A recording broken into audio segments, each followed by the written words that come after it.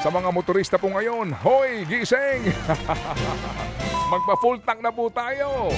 Dahil may nakaamba pong malakihang dagdag singil na naman po sa produktong petrolyo ngayon pong linggong ito. Sa sinasabi nga daw po sa pagtansya ng ilang oil company, maaari na umabot sa 4 pesos at 25 sentimos ang presyuhan po na dagdag sa diesel.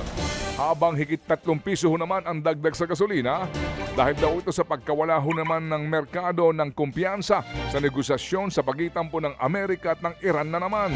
Mas naging komplikado kasi ang demand ng bawat isa para wakasan na ang gulo at gera sa gitnang silangan. Sinimula naman na ang pagpapatupad sa mas mataas po na fuel discount para sa mga pampublikong sasakyan. Mula 10 piso, nasa 12 pesos na kada litro ang diskwentong matatanggap ng mga kwalipikadong driver ng Jeep at UV Express sa mga piling gasolinahan. Tinaasa ng diskwento matapos muling lumala ang gera sa pagitan po ng Iran at Amerika na naging dahilan ng muling pagtaas ng presyo ng produktong petrolyo nitong mga nagdaang linggo.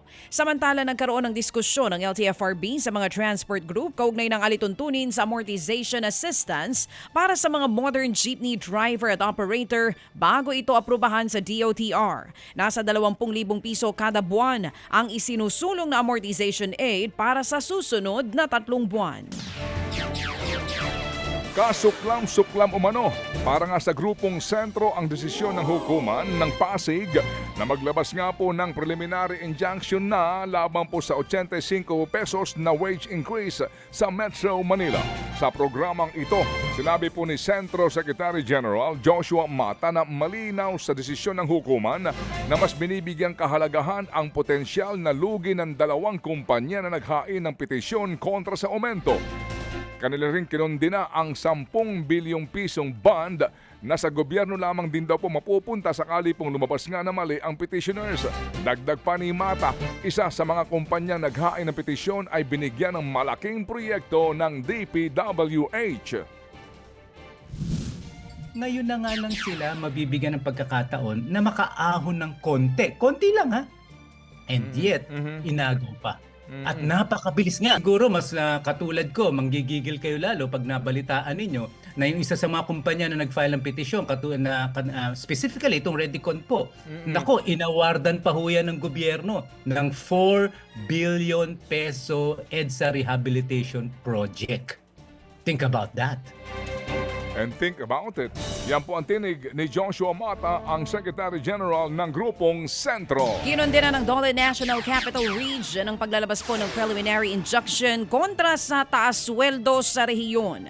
Sinabi po ni Dole NCR Regional Director Attorney Sara Bueno Mirasol, hindi katanggap-tanggap ang pagharang sa pagpapatupad ng aumento sa sweldo. Tiniyak naman ni Labor Secretary Francis Tolentino na patuloy nilang ipaglalaban ng wage hike sa Metro Manila. Nagpasalamat naman ng Dole sa ilang mga kumpanya at negosyo na patuloy pa rin ipinagkakaloob sa kani-kanilang mga empleyado ang dagdag sweldo. Kasama po dyan ng isang LPG company at ilan pong mga kainan sa Metro Manila. Kung totoo na ang gobyerno po ay masama ang loob din, bakit hindi kumilos ang Solgen? Ang Solgen po ang abogado ng gobyerno. Bakit di sila mag-intervene sa kasong ito? Think about it.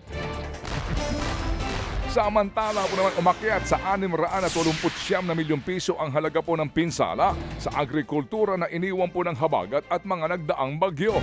Lagpas 21,000 mga magbubukid ang apektado matapos nga pong mapinsala ang lagpas 19,000 hektarya ng taniman.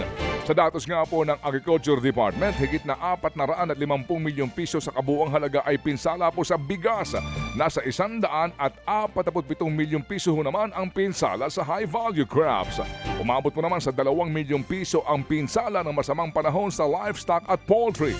Sa Pampanga, naitala ang pinakamalaking pinsala na nasa 131 milyong piso. Mga kapatid, patuloy po kayong tumutok sa 105.9 True FM para sa totoong balita, impormasyon, music and entertainment. Mag-subscribe sa aming YouTube channel at podcast at sundan nyo kami sa Facebook, Instagram, X at TikTok sa True Network PH. Bisitahin din po ang aming official website, truefm.ph.